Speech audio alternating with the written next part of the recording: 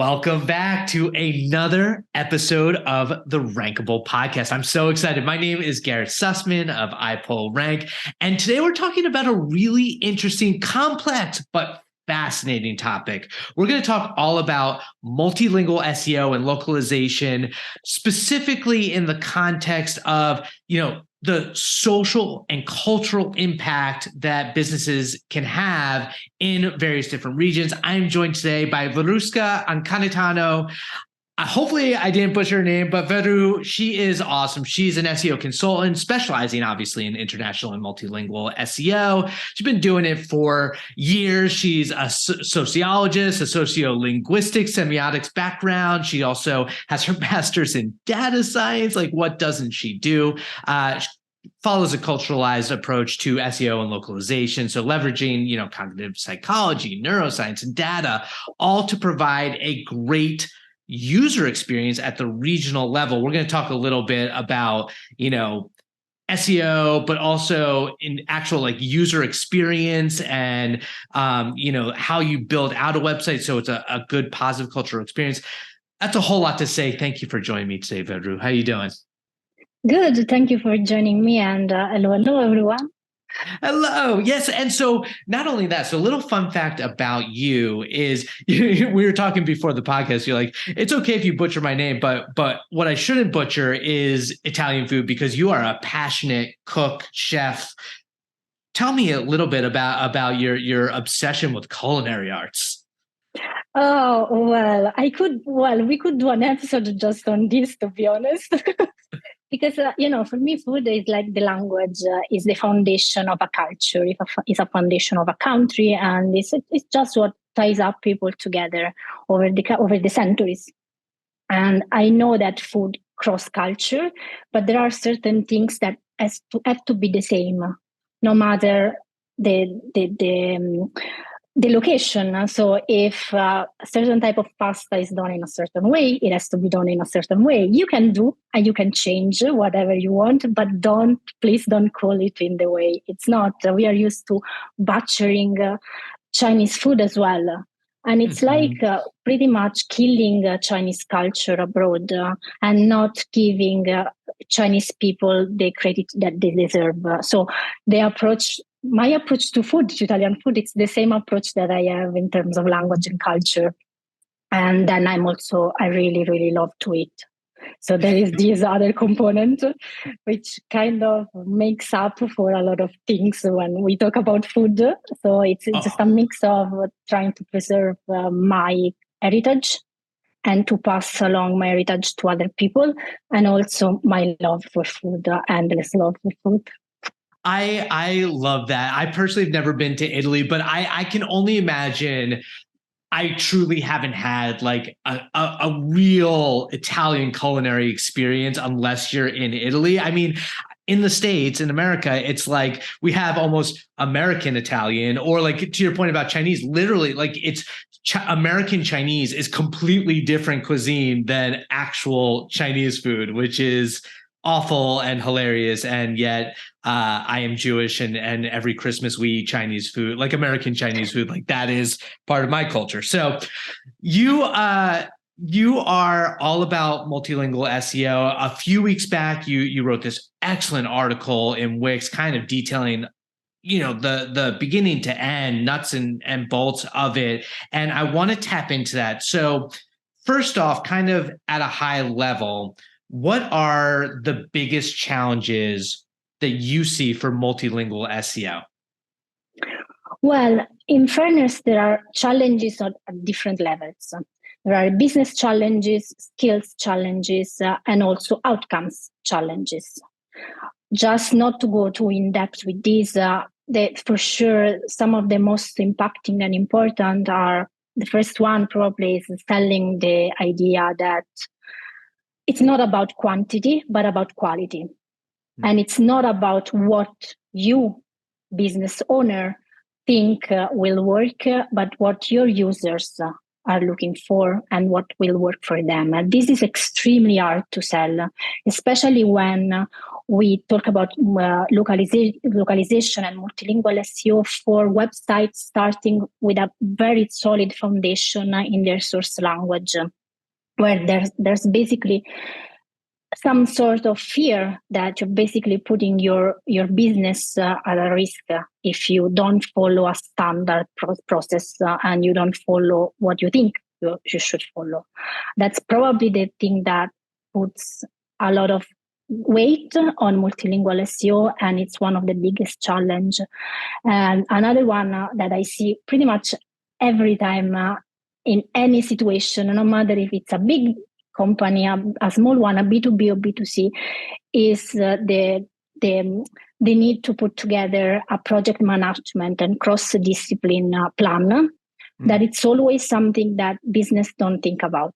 It's just like, this is something that international SEO will manage, but then they don't think about all the stakeholders that need to be involved. Or this is something that localization will manage, and it's the same. So lack of project management is extremely huge. And last but not least, but I think this is span across all SEO, is accountability. Who does what? Why something has been done? Why something is happening? And lack of resources. That's tied up strictly with the idea of, okay, what happens if I fail? I'm wasting money. While if I follow a standard approach, it's easier, to justify if you are failing. And it makes so much sense of like why a business might oversimplify the complexity of moving into a new market. And you kind of hit the nail on the head, where it's like you have to actually plan out and project manage market research, content generation, and SEO, and it all plays together. And we're going to talk a little bit about the business strategy of it too, because that's almost like the first part before you even consider, like, it's obviously it's not just about translating into a different language. It's so much more. But what would you say, assuming that you do everything right, you plan and you move into this market, what are the benefits of a well-executed multilingual SEO strategy? So for me, I know that the majority of SEO people and marketing people think that the ultimate goal is revenue, so conversion. The truth is that we have multiple levels of conversion, and in terms of multilingual SEO, for me, it's deepening your relation with your target users in order to kind of create foundation for brand loyalty. If you have brand loyalty, if people start recognizing you just by looking at a page title that appears on Google, then you won them over. And it's basically multilingual SEO. That's why I always say that multilingual SEO is the way to understand how people search in other countries, but also to anticipate what they may search for in a specific time frame, in a specific language, in a specific country. The ultimate goal is to deepen the relation the company has with them. Yeah, it's very interesting how important it is to get that right. To your point with like SEO, you talk a little bit about the idea of like, even if you get the title tags and the meta description for your target keywords right for a specific area, once they go to the actual website, if that's not aligned with it in terms of their expectations of what the page will look like, the kind of that region's standards for the offer and the visuals and the placement of the elements, then it's not going to work, right? Correct. There is an extra layer when we talk about multilingual SEO, which is it doesn't stop at optimizing on-page and off-page elements. It has to include, of course, it's not our job, but it has to include considerations about the UX side of things. The conversion rate, not all the markets behave in the same way. If you go to Germany, for example, Germany is a great example. I love working with German people and German countries. If you place a strong conversion CTA on top of the page, they don't do anything. They may leave German people because they are skeptical The majority of them are skeptical. You need to convince them. To convince them, you may need, for example, a testimonial on top of the page, rather than just throwing the benefits of your product, for example, or your offer. So they want to see the real value behind the marketing chit chat. And every market behaves differently, and that's the beauty, because we tend to think in SEO that when people see our page ranking in the first position in Google, automatically we are bringing revenue and we are bringing conversion of any kind. It's not true in international. In multilingual, actually, it is true in international. In multilingual, if this is not followed by a precise multilingual strategy at every level, it's a failure, complete failure. And the first one to suffer is SEO, of course. It's so interesting. We're gonna get a little bit into that idea of like targeting by country or region as opposed to just language. But starting at the beginning, obviously the C-suite can't wake up one day and be like, oh, we're just gonna like move into a new market. Like there's so much planning and thought that goes into it. How, as a business, and to your point, tied to revenue, how do you conceive your multilingual strategy? Like, where do you start? What questions should the business be asking themselves, considering that they need to take into consideration SEO, content market research? Yeah, this is a very hard question now, because there are a lot of consideration that really depends on the business. But the very first thing to understand, also for analyzing if multilingual SEO would work, is to understand if the product is a fit for a specific market, and most of all, from what angle. Because I can have a product that can work in your market, but what's the angle I should tackle to make sure that my users feel empowered and they want to try my product and they want to become my customers? And this is a very first superficial layer. Sometimes it's not up to us. It's up to the business analyst to decide this, but SEO can actually tap on this with keyword research, for example, with the competitors analysis. But most of all, and here comes my weird social-linguistic background, nerd stuff, with market research and analyzing user habits in terms of web consumption, content consumption, product consumption.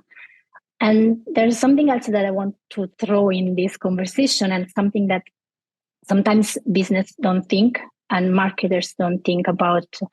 The biggest question, one of the biggest questions should always be, can I offer the same experience to all my customers, regardless of where they are? Do I have, for example, customer representation in each country that I target? What happens if someone land on my page because SEO did a great job, but then they need more information? Can I offer them support in their language? It's like a concatenated things, everything falls behind everything else. So it's not just, okay, competitors are doing this, volumes are high, probably the product is a fit. It's also how much support can I give to them? It's so complex. I mean, and then to that point, there's also the pricing aspect of like, when you do bring it back to revenue, can someone in South America, afford this? Because I remember working for a graphic design company, and the way the cultures, think about graphic design is going to be different, and what they're willing to pay. And so there's so much research. So one idea you mentioned is looking at competitors' perspective for SEO. In terms of implementation, is it like, if you don't already have a presence in a market, do you need to work with someone locally there to really understand it? Like, what do you recommend for businesses to do that local research? Definitely going local. Yeah. Actually, there are two different levels. There is more cross-cultural research that you can do in-house, and with resources that you have, starting from sales team, customer service team, everything basically. Also the consumption of the content on your website, users landing on your website from other countries, simply using analytics or any other tracking tool.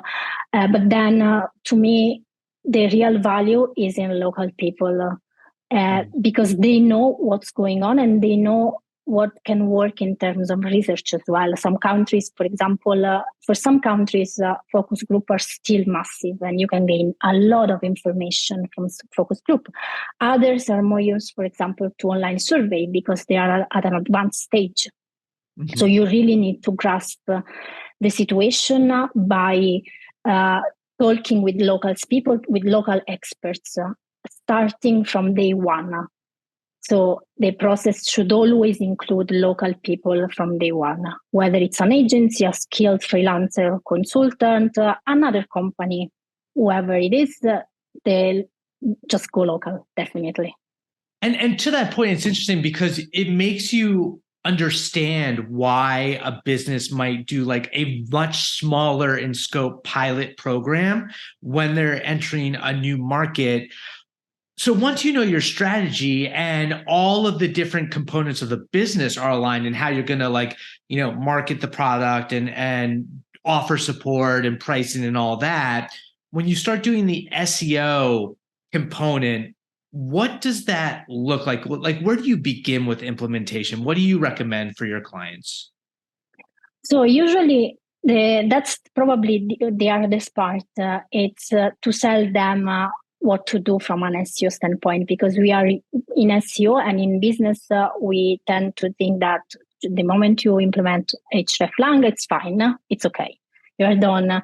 But my recommendation is always go from once the strategy has been approved and we are all aligned, let's start giving accountability to the person or the people in charge of the keyword research, because that's the first thing. So put them in front of the source website. Let's say you have an Australian website that you need to localize, to SEO localize it, to bring to life in Italy.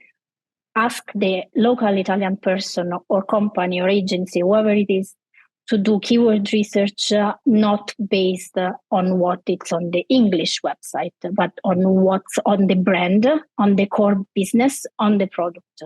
Because this is going to be the foundation. The biggest downfall in multilingual SEO is thinking that translating one-on-one is good. And you end up with atrocities, with really monsters. I remember working once for a company, big e-commerce. They really wanted to get a category page that was really strong in the US to EMEA markets. And I fought and just say, we don't have this thing. We should change it for another much more performing category and focus on this. They didn't want to. And then there was, I said, okay, let's do what you want to do. I tried my best. It didn't work. Of course, the minute we put the content of that page in Spain, Italy, France, and if I'm not wrong, Portugal, there was a drop in revenue. There was basically no revenue, no ranking, people not looking for. And so I built basically a case saying, you did want this, you made a mistake, I told you. And that's the result. Well, it's to your point about accountability. That's really not that it's unfair to the SEO, but it's like, if you are the in-house SEO who's part of this campaign and you're in charge of it, and the requests or the requirements from the business aren't properly put in place, then if you're not seeing the results, that isn't necessarily the SEO's fault if they've done their appropriate research. So it's really on the SEO in a lot of ways to educate the C-suite that this, like to your point, this is why it isn't working. Yes, that's correct. And to add to this, accountability also means not just reporting on successes and failure, but also knowing when to stop and where to stop. Because one of the biggest, what I see, I think it's a big issue that sometimes people from different teams tend to overlap. Yes. And in multilingual SEO, this happens way more often than in other cross-department, cross-team working. SEO crossing over localization, localization crossing over SEO, and then it comes paid as well. So to make sure that everyone is accountable for a piece of the project, everyone needs to know when to stop and where to stop. Yeah, because every single, sorry, go ahead. No, continue. That's interesting. Because, every single team has different KPIs and goals. Mm-hmm. And those goals should always tied up with the final results you get when you work on a project. The moment you start crossing too much, you screwed up your own KPIs and other people's KPIs. Yeah. Oh, yeah. And especially the bigger the organization, to your point, the more stakeholders that are ultimately involved, the more potential for silos that still require a ton of conversation. I mean, I can imagine, kind of jumping back to the beginning, but that's why SEO needs to be in the room from the beginning of these types of projects. Like when we're talking site architecture, you mentioned, hreflang and category pages. You wrote in your Wix article about, even in Europe, the way that French folks versus Italians and Germans value products. I'd imagine you say Italians prefer to purchase from an Italian company. So it's like, you'd think that would inform their using a country domain, using like a .it, as opposed to necessarily doing a commercial domain. I feel like it can get very complicated when you get to some of the technical site architecture considerations there. Definitely. But there's also another, scaling consideration here. I would love, to be honest, to do everything by the book. But mm-hmm. when you work with big companies, it's almost impossible. And I think that's where, it's when the implementing certain it's not more about the architecture when you work on big projects. It's more how we implement or how we integrate cultural and local things within an existing and kind of a templatized page. Because if you think about Amazon is one of the examples in my Wix article. The template is always the same. And yes. You are into Amazon now. But then if you go to Amazon France, you see the specific section highlight, which is all about French product. If you go to Germany, they don't have a specific German section, but they have the Italian one because cultural proximity, but most of all geographical proximity. So sometimes, very often actually, it's not about the technical nitty-gritty stuff as much, but yes. most about the experience, the local experience, and tackling that side. I think it's harder than just going with technical recommendation. And so to that point, what do you typically recommend when you're talking about the content on the site? You mentioned the term like kind of transcreate, where it isn't just obviously a translation. There's, the cultural nuances, whether it's, linguistically or, visually and conceptually. How do you think about making that experience culturally relevant? And how, I guess, when you're talking about strategy, how specific do you need to get to region versus generalized? Like, how do you determine? The determination of the region depends mostly by the language. So for example, we have this super weird idea that if you use neutral, what is called, which is not neutral Spanish for Mexican, you can actually target all the Spanish countries, but it's not true because the language is the result of social, economical, political, cultural changes over time. And the way they use certain type of language differs from the way someone from Colombia uses the same type of word or as different words. So again, in an ideal world, you would like to have every country, a specific domain for every country. And that's not always possible. So in terms, again, for me, to make sure that it works, it's tied up to two things. The product fit, Right. And also on a very, very, very basic level, how spending habits and users' habits in a specific in that specific niche that I want to target. The only way to drive social and cultural awareness is to be aware to where, for example, social issues lie. Let's think about, for example, now that the situation is critical in many countries, an e-commerce website targeting, let's say, well, we are all in a crisis, so whatever country is fine. Right. I mean, let's say Irish people, they want to bring awareness to make sure that the need of Irish people are met. They need to start using catchy phrases, catchy elements that somehow help them understanding the content that they are reading.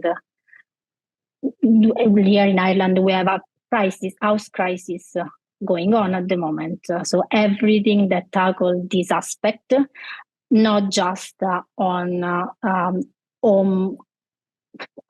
websites where do you search for a house, basically, but pretty much everywhere.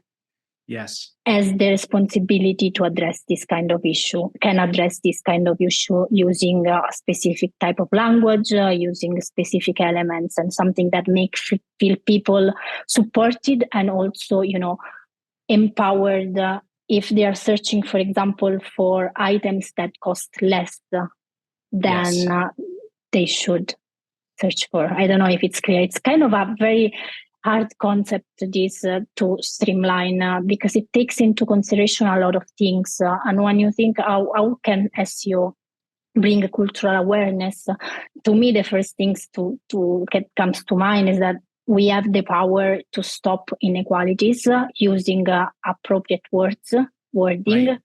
And we have the power to stop stereotypes. I'm lucky enough to work mostly in languages that are not gender neutral. And I strongly advocate for this. This is a power that SEO has to strengthen certain values from the very first interaction.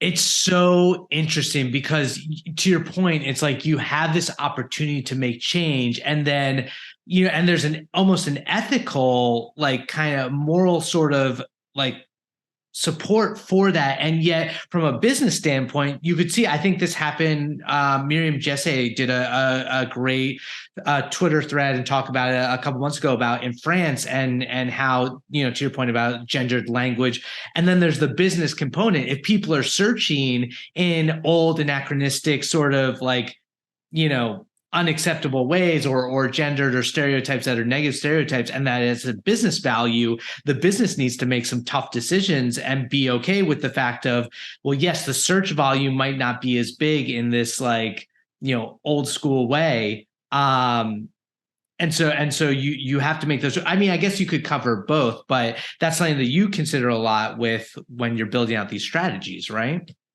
Yes, that's true. And one of the biggest challenge and things to do is not to think about the volumes anymore. Yeah. Because it's not that anymore. This is a very kind of holistic and hard to sometimes to sell approach. Yeah. But that's where, saying this very badly, but that's where the money are in reality. Yes. Because, you are not reaching for the stars, you are reaching for the wall, basically, and right. You need to make sure that you, even if the volumes are low, you are targeting those specific people that are searching for those specific things that nobody else may be targeted so far. And the language neutrality, gender neutrality is one of the biggest talk in multilingual and the localization community, because, we think that we have always thought that at the end of the day, Google is biased, we know, and search engines are biased, but it's up to us as well to change this. We are training artificial intelligence to do certain things in a certain way. Over time, we can train search engines to change how they rank pages. But of course, if it's just 1, 2, 3 companies or people doing this, it's harder and harder. Still, it's a good exercise and brings great results. Well, you make a good point of what's interesting to me, obviously beyond search volume, is how Google is understanding our content. And this is a little off topic, but it makes me think of Mum, right? And how with the developments of Mum and the understanding of contextual sort of content, not focused specifically on language, but almost more entity focused based on concepts. To your point, the gendered language won't matter as much as Google understands more effectively the concept and not just like what this one specific word means. But then on the other hand, you still need to consider the cultural nuances and concepts that might be different from region to region. Correct. Like if you think about Japanese, for example, there's also like the society rules that you have to take into consideration. So let's say, for example, for the term you, you like the pronoun you, right. There are 4 or 5 different ways to say you in Japan, depending on the level of confidentiality, the level of the seniority, the person that you are talking about. And it's up to SEO to address specifically to the right usage of the you in the right context. Then you can make a mistake and you can just go for the plain or for the most used one or the ones that Google Translate suggests. And Google will pick your choice because Google is smart. It's becoming smarter and smarter. But then you are doing a bad service to your company and you are not bringing any value to the table and you are not really talking to the people that you want to reach out because you haven't understood the cultural and social difference in meanings of the different terms. So yes, Google is smarter, but then on the flip side, we are smarter. We should be smarter. Right. It brings it back to accountability and ethical accountability of all of this. So you've worked with a range of clients, and just from what you're watching out there when you look at these different markets, are there any examples of organizations that you think are doing multilingual SEO and localization really well that you can point to? Overall, I think that the travel space is really doing great. There's a lot of awareness because I feel that, it's travel is one of those industry where you can really go wide because you really can go local. And one of the examples that I can think about, and I may be a little bit biased, is Skyscanner. Right.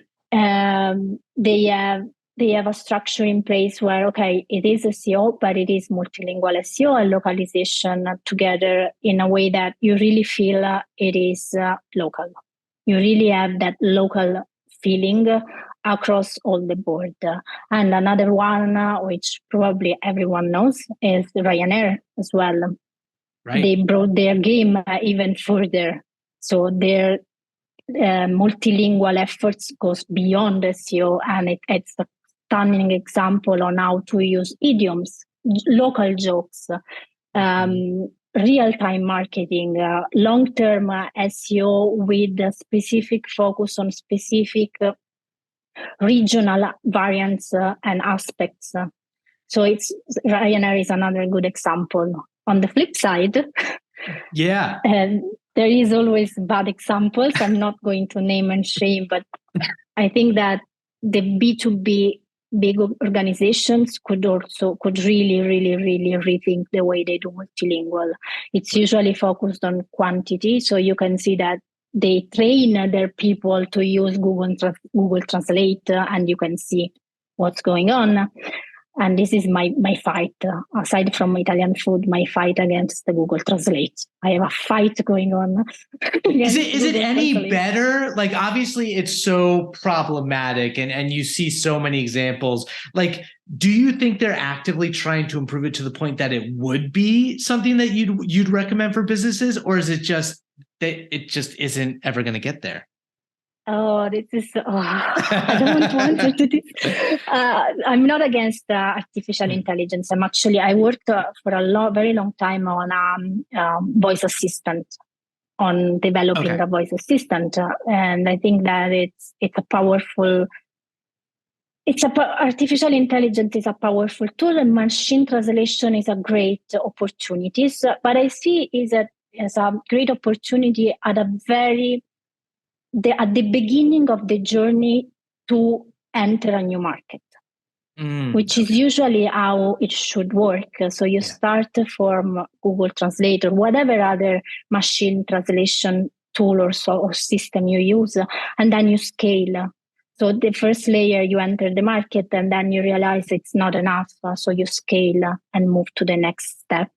So as a starting point, yes, especially if you don't have the budget. But if you are a big organization and you have the budget, skip directly to the second step.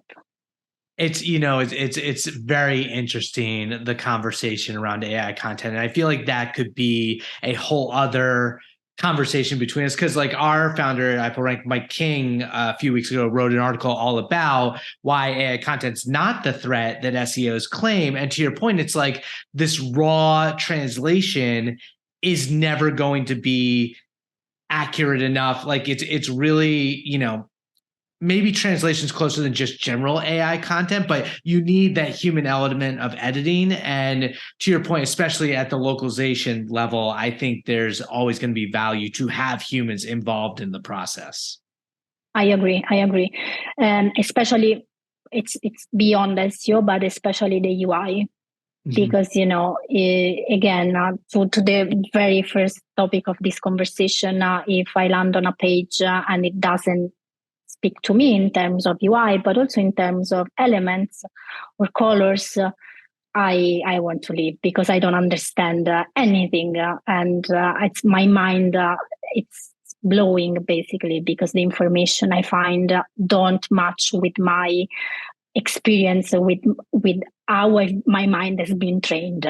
And the training is mind training, psychological, the psychology behind how we interact with things as a groups influence a lot all of these. So definitely I see a future in AI for multilingual and localization, but still I don't see it as a replacement. A big help, again, especially probably mostly only at the very first level, at the very first, the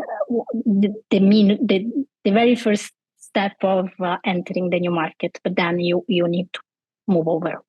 Oh my gosh, there's so much that we could cover. I mean, like in terms of the elements on the page, and you were almost, for the most part, I think you have a few Tagalog examples in your Wix article, but like we're talking mostly Romance languages to begin with. I mean, you think about Baidu as a search engine for, like Chinese, like that's Chinese, Cantonese is a whole different, even way that you read the language anyway. But I could talk to you about, this is so awesome. I could talk to you about this all, forever. But I want to dive into rapid fire rankings. Are you ready to do some rapid fire rankings with me? Yes, let's try to do this. Okay. I'm still awake, so yes.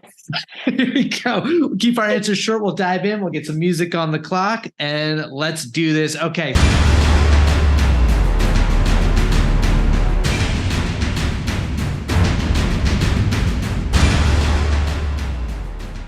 Starting off, rank the top 3 of anything that you absolutely love. What do you love most? Top 3. And Href, SEMrush, Google Suite, especially. Yes. But I need to add 2 more because I think they are super underrated in our community, and it's Tableau, which is great software and integrated with Python. I think you you had an episode earlier about this, and I feel that these 2 are something that these 2 tools tools, let's call tools, are something that we really need to consider more in our job. Best. Those are great SEO tools. And Marco Giordano went hard on the Python, so into it. Okay, rank your best SEO or marketing win. Yes, so I basically was in charge of launching an e-commerce, huge American US e-commerce to EMEA market and APAC. And I didn't do anything special. I just used my skills in tapping into local user needs, motivation, issues, problem to solve, everything, social situation, completely forgetting about what was happening in the US website. This brought massive traffic, most of all leads, a lot of brand awareness. And so I ended up leading the same strategy and the same website also for the US. Wow, it's incredible. Okay, so rank your best SEO trick or tactic. This is, I don't know if it's pure SEO. I think it's pure a trick, which can be or not be SEO. I love to creating and ask to create comparisons pages for non-competitive players, between non-competitive players, because it's where sometimes you can discover that a functionality can do the same trick that a functionality from one of your from what you consider your non-competitor can deliver the same results as one of your functionality. And that's why you don't get the users that you want, because someone else is stealing the game, is stealing is stealing the users from you. Sorry, right. I love that. I mean, and most of the times it's Excel, right? Rank what you love most about SEO in general. So I work at the intersection between SEO and localization, managing processes, people, pretty much everything. So for me, the best thing is to be able to be right. So when I say something, I'm happy when I'm right. And also being able to demonstrate that in multilingual SEO, there's more than just measuring the ranking and the traffic. There's way more. And it ties up with everything we have said so far. Yeah, that cultural and social impact is amazing. Okay, so rank what you consider your best learning SEO resource. For me, it's Google documentation, because it gives you insights on everything, and most of all, it allows you to expand on a specific topic. So I think that's the best documentation, the best learning resource at the moment. It's getting better and better. Okay, the hardest question: rank your top 1 to 3 SEOs or marketers that you most look up to or admire. So it's not a ranking. Fair. Because I consider them equals. Yes. So it's 3 women. The first one, and it's not in order of importance, Natalie Kelly. She's in localization. She's the VP of localization at HubSpot. Then Motoko Hunt, which is a known name in SEO. I like her approach. I like how she can delve into topics that rely on what I do, that basically speaks to what I do. And then Cindy Gallop, she's a all-round marketer, powerful female, powerful woman, and I really love her way to approach complex topics, and most of all to shine a light on it's not on basically women's issues or women strengthen. She's a force. She's awesome. Okay, and finally, rank your number 1 cause or charity that you want to promote. So there is this organization that I've been supporting since when I was very, very young. It's an Italian one, but they operate worldwide and in English as well. It's called Emergency. It's an independent organization that provides free medical and surgical support to the victims of war. Oh, wow. They work in extremely challenging environments. So that's it's all tied up to my idea of better access to better resources and human rights for everyone. I love that. And we have the link in the show description notes to Emergency. This has been awesome, Veru. So many great insights. And even for anyone who's listening to this that doesn't do international SEO, like we said at the beginning, this applies to anyone that's in multiple regions where you have different cultures or different audiences, to pay attention to those components that ultimately will help penetrate those markets and bring social and cultural awareness to those issues. Veru, thank you so much for being my guest. If someone wants to find you online, where's the best way to get in touch? So that's very hard. So there's my website. That's my surname, Anconitano.com. It's in the right up, so nobody forget because it's really hard. Then I'm on Twitter. Search for Veruska and I should comes up. If Twitter will exist, we don't know in a couple of weeks. Who knows? And on LinkedIn, search my name and I'm there. So. Oh, by the way, full circle, your Twitter handle. Can you tell everyone what that means? I knew it. So this is my Twitter handle is La Cucina, which means a small chef. And it's tied up to the two things that I like the most, which is food. It's an Italian, actually, handle, food, but also Cucina can also be used as someone that cooks strategy and cooks as something on their sleeve at any time. So it has a multiple meaning, but it's super weird because, every time I have to explain this, I kind of starting to blush. How do I explain this? It's fun. You nailed it. This is so great. Thank you again for being my guest, Veru. I really appreciate it. Thank you so much for having me. And yes, it was a pleasure. My name is Garrett Sussman of iPullRank. This has been another episode of the Rankable podcast. We will catch you next week. See ya and have a good one.